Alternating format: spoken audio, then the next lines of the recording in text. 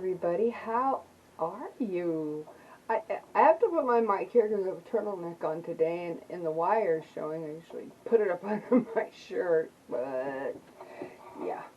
So I hope you, oops, kicked it. Tripod. So anyway, yeah, I'm having a day. I feel much better. The only thing, you guys, that hurts is still my tailbone, and it's really not that bad. It's when I sit on hard surfaces. Yeah, just saying. And it may not be healed all the way yet because the fact is I've had to sit on my booty a little longer than I normally sit on my butt. I'm usually quite active and always seem to find something to do. So with that being said, I thought I would drop by today and let you all know that I am doing much better. Much better. I actually finally got curtains put up in my newly painted bedroom. I had mini blinds, you guys, all along. But you know, people can still see through mini blinds. I don't care what anybody says. Just saying. And so with that being said, let's get on with the subjects today. You know, I am dropping by today to make this, first of all, to let everybody know that I'm doing much better. Yeah, my little dog's been farmed out for what, about 2 weeks now? About a week. And instead of going over to RV, Tammy's RV Nomadic Life, or Nomadic RV, whatever it's called, I decided to come here first and drop this video today to let y'all know that I'm thinking about you. You know, you guys, I've met so many amazing people on YouTube. Yeah, I've had my share of trolls. Oh, wow. I really have, and I've had some really mean people. But for the most part, I've had some really amazing people, especially here on Coffee with Tammy. I meet people from all walks of life here, and I meet people who don't always agree with what I say, but they disagree in a way that I was raised with, you know, yeah. And I just wanted you guys to know that I really appreciate y'all coming here and listening to the things that I have to say. And I have to promise you that starting next week we're going to get back on the narcissistic videos. I know a lot of you don't come here for those videos, but I know a lot do. And so I'm doing, oh yeah, right, like 3 months later, I'm starting a series on 7 things I think that narcissists say during a fight. But before I even get going on those 7 things, I want you guys to take a good look. I have survived narcissist, not only in a mate, but I survived. My mother was a narcissist. I think my daughter might be a narcissist. The fact is we do survive. And survival comes from within.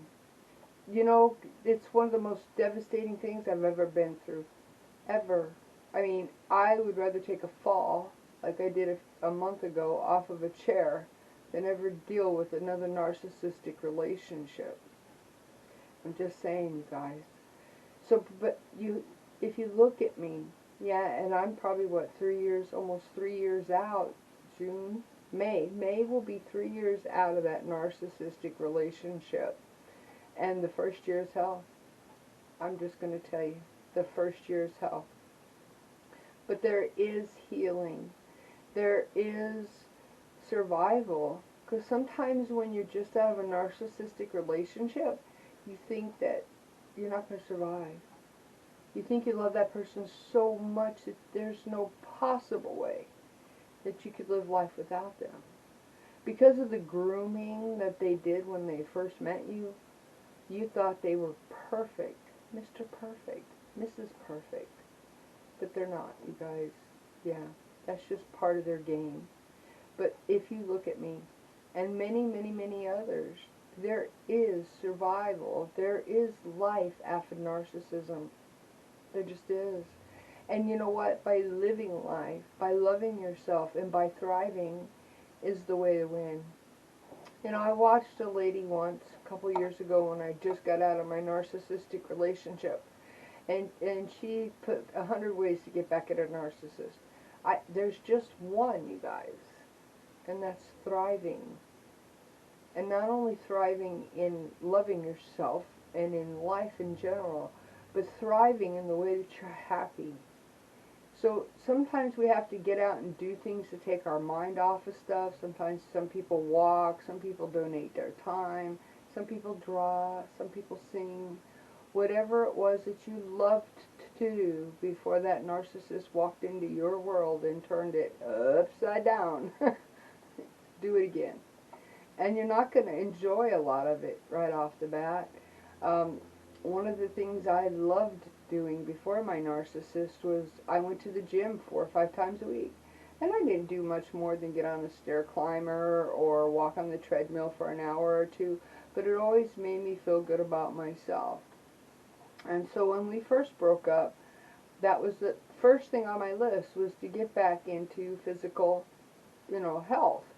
And also, I have to tell you, yeah, working out really does heal the mind. But I hated it. Oh gosh, I hated it so much. Probably first 2 months, I hated going. And then one day I woke up and I thought, oh, I get to go to the gym today. And you guys, that's what it's all about. That's exactly what it's all about. Getting back the person that you were before that narcissist walked into your world and turned it upside down. So when you think about narcissism, and you're either just getting out of the relationship, you're in the relationship, or you've gone back for yet the 100th time, and I did. Easy 100 times. I fell for the lies because I wanted to believe that that was the person that originally courted me. But the fact was that person didn't exist. So you want to, in your heart, believe that everybody can change and that everybody has a goodness inside of them. But the fact is not. It's not true. It's very much not true. So yes, I did take mine back 100 times easy. But I also knew the time that I said, that's it, I'm done. So as we get ready to get into this, I want you guys to remember that there's healing. There's healing, there's self-love, there's self-thriving and flourishing, there's self-admiration. But not only for yourself, but for others. Because there was a time I also thought I could never trust again. And I do trust. There was a time I thought, oh my gosh, I don't even want a friendship, let alone a relationship. Because so many narcissists today. But the fact is you do start to trust. And you do start to get friends. Absolutely. And when I thank you guys for being a part of my channel, I mean it from my heart. Because you guys are proof that there are good people out there. We just have to keep our eyes open. Because the one thing a narcissist is going to leave you with is knowledge. Knowledge of narcissism. Knowledge of how they act, how they groom, how they manipulate, flying monkeys. You know what, I could go on and on and on. But the fact is that they have left you with knowledge. A knowledge that you need to put to use. And not in a way that isolates you or a way that takes you away from the world or stops you from ever being in a relationship again of any kind, friendship or relationship. They left you with the knowledge of what to look for. And in the beginning, I looked way too hard. Because sometimes we have to remember that people as human beings aren't perfect. I'm not perfect. You're not perfect. None of us are. Nobody's perfect. But are they consistent imperfects? I mean, do they say one thing and turn around and do it again and again and again? Or are they someone who apologizes and they work very hard at not doing it again? Those are the truths. That's the knowledge that they have left us with. So before we start this insanely deep 7 things the narcissist says during a fight, I need you to understand and know, especially if you're still in a relationship where you've just gotten out, or maybe you're just in your first year and you think you'll never heal. You will heal. You will heal, and you'll be all the more wiser. And I think the self-love for myself has grown way more than it ever was. Ever. Self-acceptance is so important. Yeah. If we were all meant to be a size 0, or we were all meant to be a size 20, if we were all meant to be blondes or redheads or brunettes, the world would be a very, very boring place. We all have attributes. We have strengths that we can contribute to anything, to any part of life. And when you have come out of that narcissistic relationship, you start to realize those strengths, you guys. So I am proof that you can survive a narcissistic relationship and still thrive, still love, still have friendships. Yeah, that happened because my computer just went to a screensaver. But, yeah, I'm pulling my own hair. But we can all survive. And you can survive. You have to work hard at it. I made a video over on my other channel, and it was talked about a soul bond. One of the ways after that first year, well, it was about 9 months in, and I was still hurting. I was still at the point where it just broke my heart every time I thought of it. Every time I thought of it. Even during that time, I had talked to this person about going back twice. And twice, this person showed me that they were still narcissist and very much narcissist.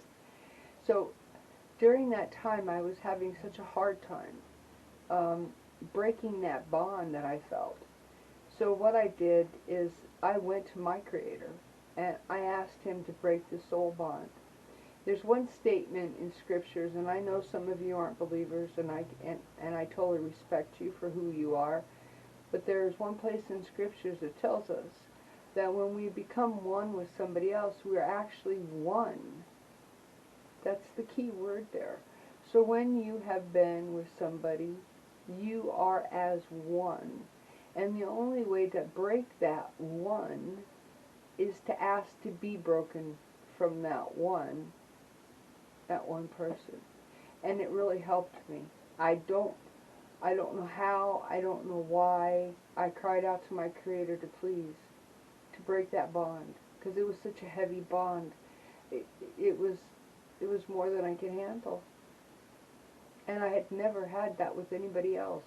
I've loved a lot of people in my days, and I've had 2 great loves in my days, and then I've had a narcissist. So, and the love I had for him wasn't anything like the other 2. So what we have to remember is that we are one with them.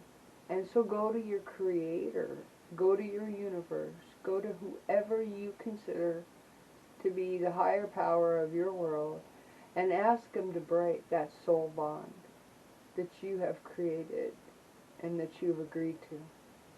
It helped me. It really helped me. And you know what? I go more in depth into that subject on my RV Life channel. It's probably 150 videos down. I gotta tell you, sorry. I got like 300 videos on that channel, and it was made, I think that was made in December of 2017. But if you really want to go into depth on that, I'm not going to cover that here. But if you want to go in depth on that, go on over to Tammy's Nomadic RV Life and look for that video. And it is a ways down, you guys. But I have to tell you, it really helped me. And it really released me, because you have to be released. And you have to find a way to be released. Or else it's a hard road anyway. It's a very hard road. And make a list. Make a list of the 5 things that you enjoy doing before your narcissist walked into your world and you quit doing them. Because the fact is, when a narcissist is in your world, you rarely do anything at all that you like to do. You're always trying to make them happy, thus doing what you like to do. Just saying. So anyway, This, yeah, you know, we cover a lot of heavy subjects here. We cover a lot of lighthearted subjects. But I really have to get this covered. I really have to get this covered because there's so many out there who suffer. So many. So many. And undutifully, you guys don't deserve it. Nobody deserves to be treated the way a narcissist treats you. And they never stop. Once they consider you part of their harem, you're theirs. And until you draw that line in the dirt and say, don't cross that line, then they're going to continue to cross it. So I hope you guys have a good week. I wanted to drop by and let you know that we are going to continue this subject next week. I wanted to let you know I'm doing much better. You know, guys, I have an AFib. I think I touched on that in my last video, and I ignored it for years. So my doctor started me on the lowest dose of AFib medicine that he can. And I gotta tell you, jeez, just doesn't make me feel normal. Maybe I'm used to my heart beating out of whack. I don't know. But I've been on it for, what, 2 weeks now, or maybe even 3. And just keep me in your thoughts and your prayers if you pray that my body will adjust to it. You know, I was having pains in my chest, and I didn't know if it was from the fall or from, some other reason. But since I started taking my AFib medicine, I don't have those pains anymore. So I need prayers that my body would adjust. Yeah. And thank you. I love my new glasses. Look, I'm talking to you. I have bright lights on all over, and there's no glare. Isn't that amazing? I bet you can even see the color of my eyes today. Anyway, I hope you guys have a great weekend. And, if you get a chance, wander on over there and watch that video. And know that we're going to work on some of this stuff starting next week. So those of you who aren't interested, or you're not ready, or for whatever reason don't want to watch it, I'm just giving you a heads up. Thank you for the wonderful comments. You guys, those comments so touched my heart. And I want to shout out to Ken. Ken, you kill me. I love your comments. Sometimes you have me giggling out loud. And, so if I put giggles down, you guys, you know I'm sitting here snickering and laughing out loud to myself. But, thanks, Ken. I needed some of them comments. Oh, by the way, all the people who said something about my weeds, I want to thank you. I'm going to try them. I will try them. I have tried straight vinegar. That didn't work. I've tried straight bleach. That didn't work. But I've had a few people on both channels tell me to use dish soap mixed with salt water, Epsom salts, a vinegar. So I think maybe dish soap might be the key. But I had one person remind me of something that my grandmother did when I was a child. My grandmother would take a piece of cardboard, and my grandmother had a nice sized backyard, but she'd put that cardboard down with rocks covering it. She'd leave it there 3 to 4 days, sometimes 5, but every time she moved it, every dead weed, and they were dead, withered away and went away. Oh, and there was another lady who commented about grass. I don't grow grass. I grow rocks. Arizona, we have issues with water. If we don't have a good monsoon season, we're low on water. So 90% of the people in Arizona don't have grass yards. We have rock yards or cactus yards. Or water is a commodity here. We use it for things that are a little more important than keeping our grass green, although I gotta tell you, I miss a green yard. Anyway, I hope you guys have a great week. Remember to love yourself. Self-love, self-respect is the key to healing in any situation, whether you have had a narcissist in your life or you're just coming out of a bad relationship, whether you're going through a divorce or you've lost a child or you've lost a parent or a sibling. I've lost all of them. So self-love is something that helps you come back and thrive. And remember, pay it forward, you guys. And I'm not just talking out of your wallets. I'm talking about your hands and your heart. Go foster. Go work in a food bank. Go work in a soup line. Go work in a thrift store. Help the person next door who's too old to get up on a ladder. Like me. Yeah. Just pay it forward. The world would be a much better place. Just saying. Anyway, I'll talk to you next week. Peace out. Bye-bye. Coffee.